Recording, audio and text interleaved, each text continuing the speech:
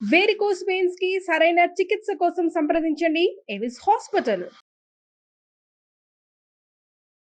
నమస్తే విజయ పెద్దన గారు. నమస్తే ఉషా. ఈగో ఉన్న మగవారు వాళ్ళు మాట్లాడే మాట తీరు అసలు ఏ విధంగా ఉండే అవకాశం ఉంటుంది అంటారు? అంటే మనం చాలా సందర్భాల్లో చూస్తూ ఉంటుంటాం, ఎక్కువ ఈగో ఉన్నప్పుడు డిస్టర్బెన్సెస్ చాలా ఎక్కువగా క్రియేట్ అవుతుంటాయి. అది కూడా రిలేషన్షిప్లో అయితే ఆ డామినెన్స్ ఎక్కడో కనిపిస్తూ ఉంటుంది. ఆ మాట తీరు కావచ్చు, ప్రవర్తన కావచ్చు, ఏ విధంగా ఉండే అవకాశం ఉంటుంది అంటారు? ఏంటి వాళ్ళ ఈగో మీద పడ్డాము. ఈ ఈగో అనేది చాలా పెద్ద ట్రాప్ అసలు. కానీ ఎక్కువ మంది మగవాళ్ళల్లో ఈగో ఉన్నప్పుడు వాళ్ళు తరచుగా జనరల్గా అంటే ఇక బాగా నేను అనేది ఇక ఫుల్ ఈగోయిస్టిక్, అంటే మొత్తం నరాల్లో ఈగో నిండిపోయిన వాళ్ళు ఉంటే కనుక వాళ్ళ మాట తీరులో కొన్ని పదాలు అనుకోకుండా ఎక్కువగా దొర్లుతూ ఉంటాయి. కొన్ని చెప్తాను నేను. నాకు తెలుసు, అన్నీ నాకు తెలుసు, ఇలా ఎవరన్నా ఏదన్నా చెప్పబోతే ఎస్పెషలీ వైఫ్, ఎవరితో అయినా ఈగో ఉన్న వాళ్ళకి ఇవే పదాలు వస్తూ ఉంటాయి. బట్ వైఫ్ భార్య దగ్గర అనేపాటికి ఇంకొంచెం ఫ్రీగా ఉంటారు కాబట్టి ఇక తరచుగా వాడుతూ ఉంటారనమాట. బట్ ఎక్కడైనా ఏ సందర్భంలో అయినా గట్టిగా అనలేని పరిస్థితుల్లో కూడా వాళ్ళు లోపలైనా ఇది అనుకుంటారు. అంటే ఫర్ ఎగ్జాంపుల్ బాస్ దగ్గర కూడా ఈ మొక్క అన్నీ నాకే తెలుసు అనలేకపోయినా అతను ఏదన్నా చెప్తున్నాడు అనుకో, చాలు చాలులే నువ్వు వేస్ట్ ఫెలో, నీకంటే ఎలాగో నాకే ఎక్కువ తెలుసు అని లోపలన్నా అనుకుంటాడు. ఆ ఈగో ఉన్నాడు. ఇక్కడ ఏంటంటే భార్యాభర్తల రిలేషన్షిప్లో భార్య దగ్గర అనగలరు కాబట్టి అనేస్తారు. వీళ్ళని ఆపటానికి ఇంతటి సమఉజ్జి అయిన ఈగో ఉన్న ఆవిడ ఉంటే తప్పితే వీళ్ళు ఈ పదాలు బాగా విరివిగా వాడుతూ ఉంటారు. ఓకే, అన్నీ నాకు తెలుసులే, నువ్వు చెప్పక్కర్లేదు, ఇదొకటి. నేను చాలా బాగా చేస్తాను, నేను అన్నీ బాగా చేస్తాను. అంటే వాళ్ళ మీద ఫస్ట్ ఈగో ఉన్న వాళ్ళకి ఏంటంటే ఆ కాన్ఫిడెన్స్, ఆత్మవిశ్వాసం వాళ్ళ మీద ఒక పెసరు ఎక్కువ ఉంటుంది. ప్లస్ ఆత్మవిశ్వాసం ఉండటం వేరు, ఈగో ఉండటం వేరు. ఆత్మవిశ్వాసం, కాన్ఫిడెన్స్ ఉన్నాళ్ళు ఏంటి, నేను చాలా బాగా చేస్తాను అంటూనే అవతల వాళ్ళు బాగా చేస్తున్నారేమో కూడా గమనించి వాళ్ళు చేసినప్పుడు వాళ్ళ మీద ఆధిపత్యం ప్రదర్శించాలని కానీ, లేకపోతే నీకన్నా కూడా నేను సూపర్ అని ప్రూవ్ చేసుకోవాలని కానీ ఉండదు. అదే తేడా ఆత్మవిశ్వాసానికిను ఈ అహంకారానికి తేడా ఏంటి? అహంకారం ఉన్నవాళ్ళు అంతా నేను చేయటం వల్లే ఇక్కడంతా ఇది అద్భుతంగా ఉందంటారు. అదే ఆత్మవిశ్వాసం ఉన్నవాళ్ళు నేను బాగా చేశాను, అవతల వ్యక్తి కూడా బాగా చేస్తే చేశారు అని ఒప్పుకోగలుగుతారు. అది తేడా. నేనే అనేది ఉండదు, నేను ప్లస్ మిగతా వాళ్ళు అనేది ఉంటుంది ఆత్మవిశ్వాసంలో. ఇక్కడ ఈగోలో ఏంటంటే అంతా సెల్ఫే ఉంటుంది, ఇంకా వేరే దానికి చోటు ఉండదు అక్కడ. ఈ పూర్తి ఈగో ఉన్న వాళ్ళకనమాట. దీనిలో కూడా పర్సంటేజెస్ ఉంటాయి, సందర్భాన్ని బట్టి. కొంతమంది వేరే వాళ్ళది ఓకే ఒప్పుకోగలుగుతారు, కొంతమందికి అసలు ఒప్పుకోలేరు. సో మనమేమో ఫుల్ అహం నిండిపోయిన వ్యక్తి గురించి మాట్లాడుతున్నాం. ఇప్పుడు మీరు ఓవర్ రియాక్ట్ అవుతున్నారు. ఒకవేళ తిడితే భార్య బాధపడి ఏడ్చిందనుకో, దీనిలో ఏడవటాకేముంది, నువ్వు మరీ ఓవర్గా రియాక్ట్ అవుతున్నావు. నేను అన్న మాటలు అంటే అంత ఏడుపు వచ్చి బాధపడే అంత మాటలేం కాదు. కాబట్టి ప్రతిదానికి ఏడవటం మానేసి అనేదే ఉంటుంది తప్పితే, ఓకే అదే మాట నిన్నెవరన్నా అంటే నీకు ఏడుపు రాకపోవచ్చు, కానీ నువ్వు అన్న మాటలకు అవతల వ్యక్తికి ఏడుపు వచ్చినప్పుడు అట్లీస్ట్ వాళ్ళ ఫీలింగ్స్కి ఆ రెస్పెక్ట్ ఇవ్వటం అనేది, ఆ ఎంపతి అనేది, అవతల వాళ్ళ స్థానంలో నిలబడి ఆలోచించటం అనేది, అరే నేను అన్న మాటకు బాధపడుతుందనే ఒక ఎమోషన్ కానీ వీళ్ళకి ఏమీ ఉండదు. ఓకే, అనవసరంగా ఏడుస్తున్నావు, నువ్వు చేసిన పనికి నేను అంటాం కరెక్ట్, బట్ నేను అన్నందుకు నువ్వు అనేది కరెక్ట్ కాదు, అవసరం లేదు, ఓవర్గా రియాక్ట్ అవుతున్నావు. సో నువ్వు మరీ టూ సెన్సిటివ్గా ఉన్నావు, కొంచెం ప్రాక్టికల్గా ఉండు.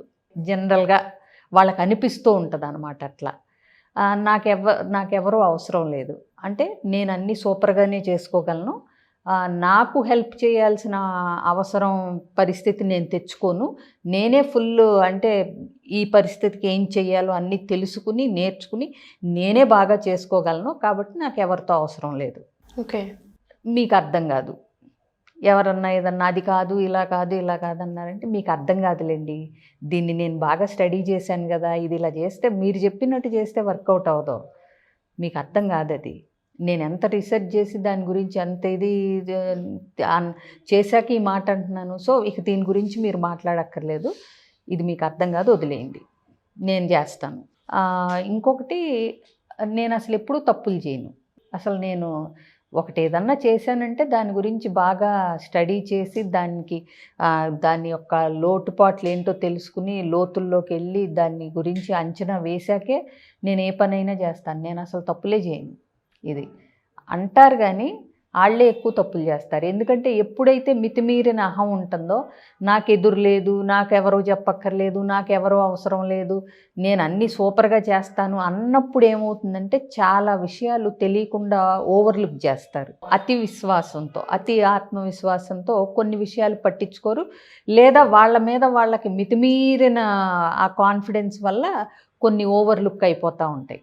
ప్రవర్తన శైలి ఏ విధంగా ఉండే అవకాశం ఉంటుంది అంటారంటే మాట తీరు మనం చూస్తున్నాం. కొన్నిసార్లు మనం బాడీ లాంగ్వేజ్ అని చెప్తూ ఉంటుంటారు. మీరు చాలాసార్లు అన్నారు, మనం ఏం మాట్లాడతామో ఇంపాక్ట్ అవుతలేదో తెలియదు కానీ మన బాడీ లాంగ్వేజ్ మాత్రం చాలా మాట్లాడుతుంది అని. అదే విధంగా ఉండే అవకాశం ఉంటుంది అంటే అది ఆబ్వియస్గా వచ్చే మాటలు బట్టి మీకు అర్థం కాదు, మీరు చెప్పక్కర్లేదు, నేను అన్నీ బాగా చేస్తాను అంటే అంటే రెక్లెస్గా ఉన్నట్టుగా ఆ మాట తీరుతో పాటు ఆ బాడీ లాంగ్వేజ్ కూడా ఉంటే అది ఇంకా ఘోరం, అది ఇంకా ఎక్కువ ఇంపాక్ట్ చూపిస్తుంది. ఎందుకు మనం చాలాసార్లు చెప్పాం, మాటల కంటే బాడీ ఎక్స్ప్రెషన్స్కే ఎక్కువ కనెక్ట్ అవుతారు, ఇంపాక్ట్ అవుతారు అని. సో ఇలాంటి వాళ్ళు అట్లీస్ట్ ఏమీ బాడీ లాంగ్వేజ్లో పెద్ద ప్రదర్శించకుండా ఒట్టి మాటలుగా అనేదానికంటే దాంతోపాటు ఇంకా నాకు చెప్పొద్దు, నువ్వు ఏడవాల్సిన పని లేదు, ఇట్లా బాడీ లాంగ్వేజ్లో కూడా గనక అదే ఎక్స్ప్రెషన్ కనుక ఇస్తే గనక ఇంకా జనరల్గా ఆ రిలేషన్షిప్ ఎక్కువ కాలం ఉంటుందని మనం ఎక్స్పెక్ట్ చేయక్కర్లేదు. ఓకే, ఉన్నా ఇక అది అవతల వ్యక్తి దాన్ని అంటే తప్పకో భరించకో తప్పదు అని ఉంటుంది తప్పితే ఇతని మీద ప్రేమతో అభిమానంతో ఆప్యాయంతో రిలేషన్షిప్ని అందంగా మెయింటైన్ చేస్తూ ఉంటుంది అని అయితే మాత్రం అసలు అవకాశమే లేదు. సో కాబట్టి వీళ్ళ బాడీ లాంగ్వేజ్ కూడా గనక వాళ్ళ మాట తీరు ఎంత అహంతో నిండి ఉంటుందో అలా ఉంటే గనక కాన్సిక్వెన్సెస్ చాలా అంటే నెగిటివ్గా ఉంటాయి. ఆవిడకి కోపింగ్ స్కిల్స్ మేనేజింగ్ స్కిల్స్ ఉంటే కనుక అది ఓకే. అంటే ఆవిడ యాక్సెప్ట్ చేయగలిగింది అనుకోండి, ఇతనింతే అహంకారం అహం ఎక్కువ, సో మనం ఈ చెవితో విని ఈ చెవితో వదిలేయాలి, అన్నీ పట్టించుకుంటే నడవదు అని అనుకుందనుకోండి, పెద్ద ప్రాబ్లం ఉండదు. యాక్చువల్గా అప్పుడు వైఫ్ బాగా నచ్చుతుంది వాళ్ళకి, ఆ లోపల ఆవిడ అభిప్రాయం ఏంటనేది ఈయనకు అనవసరం.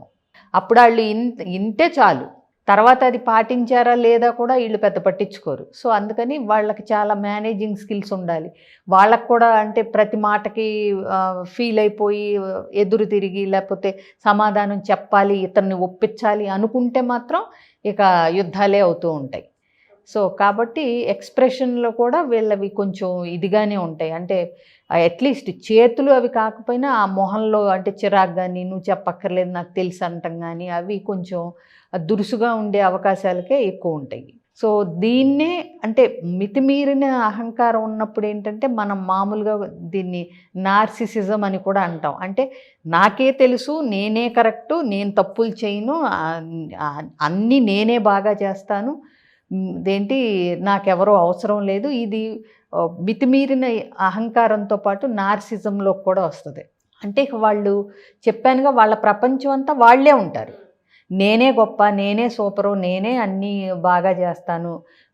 వీటితో ఇది ఉంటే ఒక రకం, వీటితో పాటు మిగతా వాళ్ళందరినీ అంటే చులకనగా చూడటం, వాళ్ళందరూ దేనికి పనికి మాలిన వాళ్ళు అన్నట్టు, పనికిరాని వాళ్ళు అన్నట్టు అంత డామినెన్స్ ఉంటుంది. నిజంగా గనక ఒక పర్సన్ హైలీ ఈగోయిస్టిక్ పర్సన్ ఉంటే కనుక వాళ్ళని భరించటం చాలా కష్టం.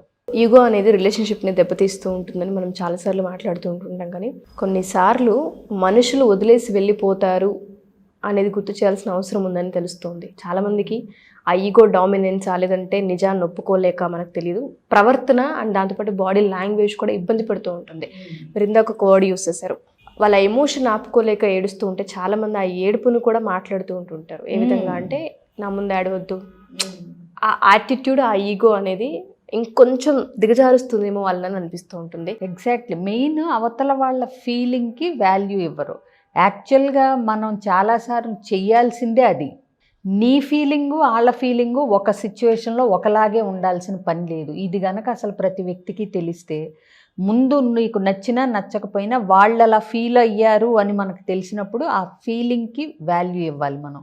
ఎందుకంటే అది నువ్వు చెప్తేనో వాళ్ళు వద్దంటేనో కావాలంటేనో వచ్చేది కాదు. సందర్భానికి తగినట్టు వాళ్ళ మనస్తత్వాన్ని బట్టి వచ్చే రియాక్షన్ అది. వాళ్ళు తెలుసుకుని ఇది నేను మార్చుకోవాలి, నేను ప్రతిదానికి యాడ్ అవ్వకూడదు, కొంచెం ఆలోచించుకుని నిదానంగా స్ట్రాంగ్ అవ్వాలని వాళ్ళు అనుకోవటం వేరు. నువ్వు ఏడవాల్సిన అవసరం లేదు, నువ్వు ప్రాక్టికల్గా ఆలోచించు, ఇంత చిన్న చిన్న విషయాలకి ఏడవాల్సిన పని లేదు అని ఆ ఏడుపుని చులకన చేయటం ఆపోజిట్ పర్సన్ చేయకూడదు ఎవరైనా సరే. అది ఒక ఏడుపనే కాదు, కొంతమంది మనం అన్న మాటలకు హర్ట్ అవ్వచ్చు. వాళ్ళు నేను కొంచెం ఫీల్ అయ్యాను, నేను బాధపడ్డానని చెప్పినప్పుడు ఇందులో ఫీల్ అవటాన్ని నువ్వు ఫీల్ అయ్యేంత మాట నేనేమన్నాను, నువ్వు ఎక్కువగా ఫీల్ అవుతున్నావు అని అనకూడదు మనం. ఎందుకంటే ఓకే మనం అన్నాం, ఆ మాటకు అంత ఫీల్ అవ్వాల్సిన పని లేదని నీకు తెలిస్తే కూడా నువ్వు వాళ్ళని అనటానికి సరిపోవు. ఆ రెస్పెక్ట్ ఇవ్వాలి. We should respect the feelings of others. ఎందుకంటే ఆలోచనలు మన చేతిలో ఉంటాయి, బిహేవియర్ మన చేతుల్లో ఉంటుంది, కానీ ఎమోషన్స్ మనిషి చేతిలో ఉండవు. We can't control emotions. వాళ్ళ ఆలోచన విధానాన్ని మార్చుకోమని చెప్పొచ్చు. అది కూడా వాళ్ళ ఫీలింగ్స్ కొంచెం తగ్గిన తర్వాత. నువ్వు వాళ్ళు ఎమోషనల్గా ఉన్నప్పుడు నువ్వు క్లాసులు వీగితే వాళ్ళకి వర్కౌట్ అవుతావు. Exactly. Thank you so much ma'am. చాలామందికి ఎపిసోడ్ హెల్ప్ అవుతుంది, ఎస్పెషల్లీ రిలేషన్షిప్లో ఉన్న వాళ్ళకైతే. ఈగో అనేది చాలా అంటే చాలా పెద్ద డ్యామేజ్ చేస్తూ ఉంటుంది. దయచేసి దాన్ని అర్థం చేసుకోగలిగితే మంచిది. Thank you ma'am. Thank you so much.